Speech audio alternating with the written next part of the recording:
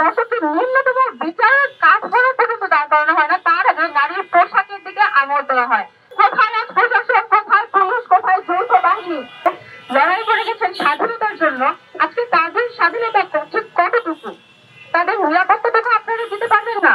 কেমন রাষ্ট্র বসবাস করি? আজকে যেখানে আইন অনুযায়ী একজন ধর্ষকের বিচার মৃত্যুদণ্ড পর্যন্ত হওয়া উচিত, সেখানে এই দণ্ড তো করে তো দূরের কথা, দর্শকদের ন্যূনতম বিচারের কাঠগড়া পর্যন্ত দাঁড় করানো হয় না, তার আগে নারীর পোশাকের দিকে আঙুল দেওয়া হয়। এমন এক অসুস্থ সমাজে আমরা বসবাস করি।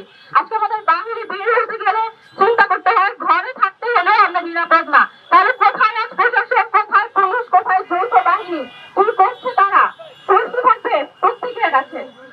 আজকে নারী দিবস শেষে আপনাদের সকলের কাছে একটাই অনুরোধ থাকবে, আমাদের নারীদেরকে আমাদের ন্যায্য সম্মানটুকু আপনারা দিবেন, আমাদের নিরাপত্তাটুকু আপনারা দিবেন।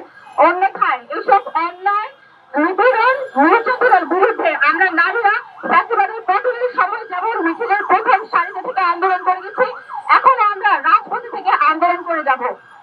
আপনাদের সবাইকে, যারা নারীরা আছেন, আহ্বান জানাবো, আপনারা হার মেনে যাবেন না, কনফিডেন্ট থাকুন, আত্মবিশ্বাস রাখুন এবং আপনাদের নিজেদের ন্যায্য অধিকার নিয়ে ন্যায্য দাবিতে সবসময় রাজপথে থাকবেন, আমাদের সাথে ঐক্যবদ্ধ থাকবেন। আমরা একসাথে লড়াই করে যাব এই অসুস্থ চিন্তাধারা, এই অসুস্থ সমাজ থেকে, এ সকল অপরাধ, নারীর বিরুদ্ধে নিপীড়ন, নির্যাতন, ধর্ষণ সবকিছুর অবসান আমরা নারীরাই করে যাব।